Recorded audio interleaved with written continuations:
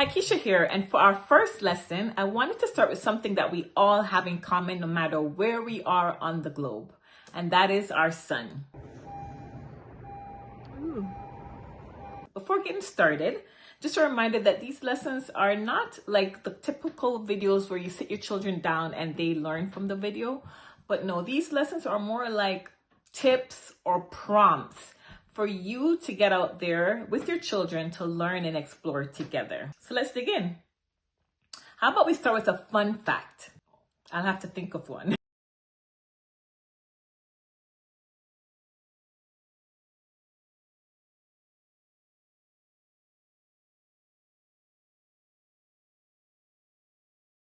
Prompt number 1. So in the beginning, when God created the heaven and the earth, on the fourth day, he said, let us make lights in the heaven and let them be for times and for seasons and for days and for years. And so we know that the lights in the heavens are the sun, the moon, and the stars. But today we're going to be focusing on the sun.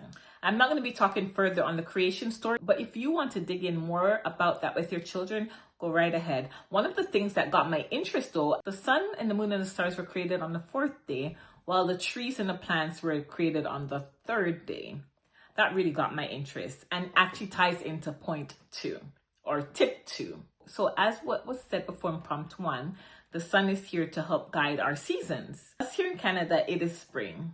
So spring started about 2 weeks ago. For us in Canada and any of the countries that are closer to the top of the globe, I really need to get a globe, or closer to the bottom of the globe, the sunlight that we get actually varies quite a bit. So we have more sunlight from spring to fall and less sunlight from fall to spring. The variation is not so much for those of you that are closer to the middle of the earth, closer to the equator. I'm not going to dig into that any further, but if you have any advanced learners and you feel that you want to do more research into that, go right ahead. I wanted to point out hours of sunlight because that's one of the cues that the plants and the animals know that we are changing seasons. As the hours of sunlight increases, the plants start to burst forth again and the trees start to bud their leaves again. Everything that was dormant is now coming back to life, and the sun is a cue for those things to happen, just like God commanded in the beginning. So for us here in Canada in the spring, we're averaging about 12 hours of sunlight per day. The sun rises sometime after 7, about 7:30, and it sets about 7:30. That was not the case even just 3 months ago in December, when we were having about 9 hours of sunlight.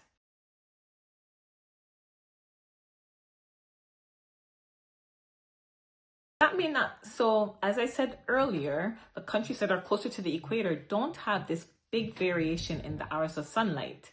And it has me wondering, how do the trees and the plants and the animals know that the seasons have changed?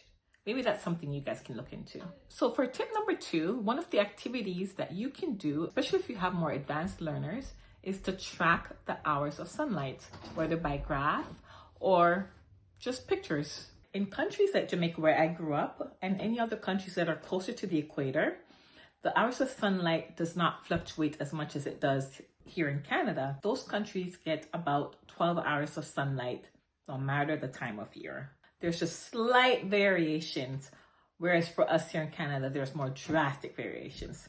So right now, in those countries, they'll have sunrise at about 6 in the morning and sunset at about 6 in the evening. For us here in Canada, as the summer approaches, the sun may not set for us until 9 in the evening, which is pretty cool. So one of the reasons why I even came up with this idea of tracking the sun is because I like to watch what time the sun sets at each day.